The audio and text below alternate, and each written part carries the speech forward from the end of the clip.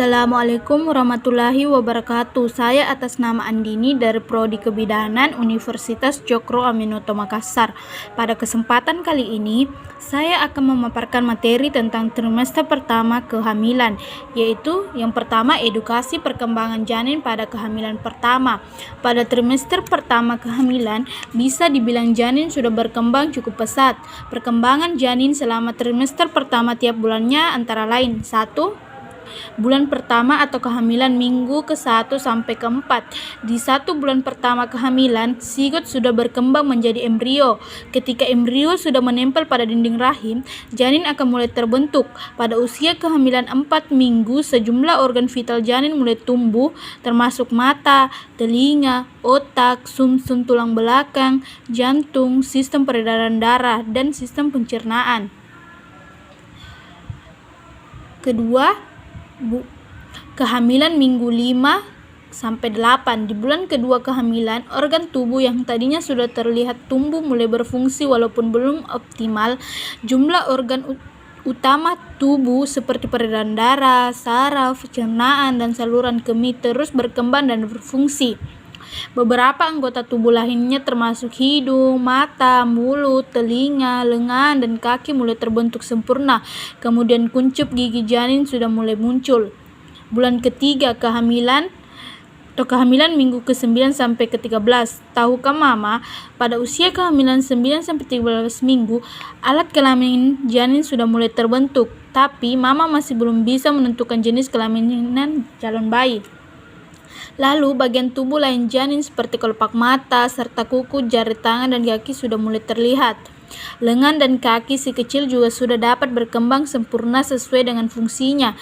Di akhir trimester pertama kehamilan, janin Mama akan berkembang kurang lebih sepanjang 5,08 sampai 7,62 cm. Materi kedua itu edukasi tentang tanda-tanda bahaya trimester pertama. Apabila ibu mengalami tanda bahaya, ibu harus mendapatkan pertolongan segera. Tanda bahaya pada kehamilan diantaranya adalah pendarahan, bengkak, odem di wajah, kaki dan tangan, sakit kepala yang kadang disertai kejang, ibu muntah terus-menerus dan tidak mau makan, ibu mengalami demam tinggi. Setiap wanita hamil beserta pasangan dan keluarganya harus mempunyai kemampuan dan kepedulian dalam mengenali tanda-tanda bahaya dan melakukan deteksi dini, komplikasi kegawat daruratan pada kehamilan sehingga bisa terhindar dari bahaya kematian akibat kehamilan. Materi ketiga itu edukasi perubahan fisiologi dan psikologis pada trimester pertama.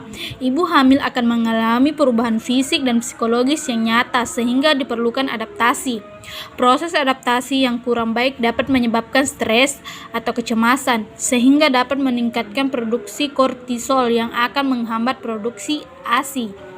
Untuk itu, peningkatan pengetahuan ibu hamil melalui program pendidikan kesehatan kepada ibu hamil perlu dilaksanakan karena dengan pengetahuan yang baik dapat mengurangi kecemasan karena perubahan fisik yang ada pada ibu. Ibu juga membutuhkan bantuan dan informasi serta dukungan agar dapat mempersiapkan diri untuk laktasi pada masa kehamilan untuk menunjang keberhasilan menyusui. Materi keempat itu penata laksanaan ketidaknyamanan ibu hamil pada trimester pertama. 1. Mual dan muntah. Akan tetapi mual dan muntah bisa terjadi kapan saja sepanjang hari ketika fase kehamilan. Ketidaknyamanan ini disebabkan oleh perubahan hormon dalam tubuh ibu hamil. Solusinya itu konsumsi makanan dalam porsi kecil namun sering, menghindari makanan yang berlemak atau pedas, serta cobalah minum jahe hangat atau teh peppermint untuk meredakan gejala mual dan muntah. Yang kedua itu selama trimester pertama, tubuh ibu hamil mengalami perubahan besar dalam hal produksi hormon dan penyesuaian fisik.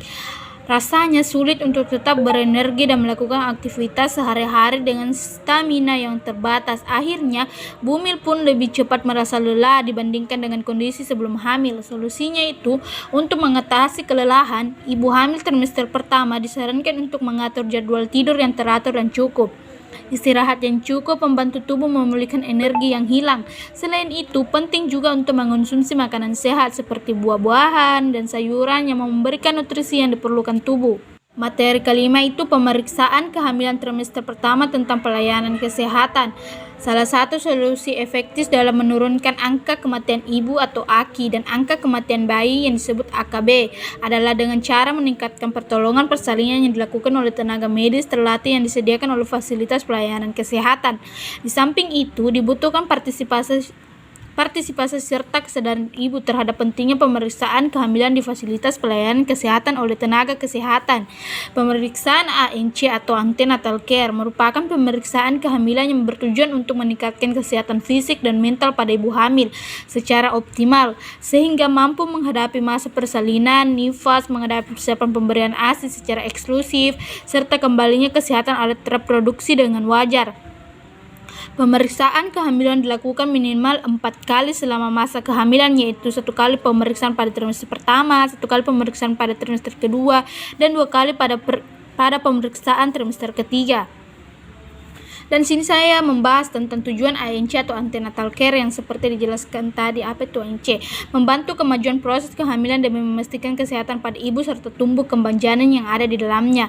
Mengetahui adanya komplikasi kehamilan yang mungkin saja terjadi saat kehamilan sejak dini, termasuk adanya riwayat penyakit dan tidak pembedahan, meningkatkan serta mempertahankan kesehatan ibu dan bayi, mempersiapkan proses persalinan sehingga dapat melahirkan bayi dengan selamat, meminimalkan trauma yang dimungkinkan terjadi pada masa persalinan, menurunkan jumlah kematian dan angka kesakitan pada ibu, mempersiapkan peran sang ibu dan keluarga untuk menerima kelahiran anak agar mengalami tumbuh kembang dengan normal, mempersiapkan ibu untuk melewati masa nifas dengan baik serta dapat memberikan ASI eksklusif pada bayinya. Pemeriksaan kehamilan dapat dilakukan di puskesmas, klinik, atau rumah sakit. Pemeriksaan ANC pada ibu hamil dapat dilakukan oleh tenaga kesehatan antara lain bidan, perawat, dokter umum maupun dokter spesialis obstetrik dan ginekologi atau dokter kandungan. Sekian dari materi saya. Wabillahi taufik walhidayah. Assalamualaikum warahmatullahi wabarakatuh.